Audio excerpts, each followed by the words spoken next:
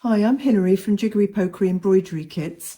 I'm going to show you how to do chain stitch on the fourth circle of my stitch sampler design.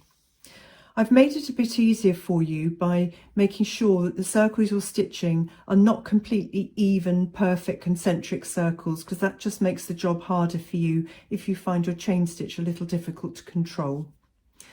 So we're going to start with the outside of a circle. Pull your thread through and you're aiming to make a loop.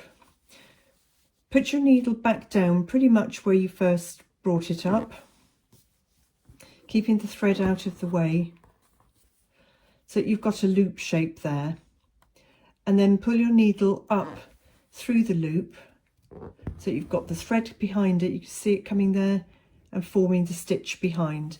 Now don't pull your loop too tight, because if you do, you'll end up with a thin, flat looking kind of a stitch, and what you're aiming for is a nice series of oval shapes. So the same thing inside the loop that you've just made and right next to the previous stitch. Pull your needle through, and then the same thing, you're forming a loop where you bring your needle up inside the thread loop and pull the thread up like that, and exactly the same thing again. Your needle goes back down inside the previous loop where you brought your thread out, put your needle through and pull it up like that.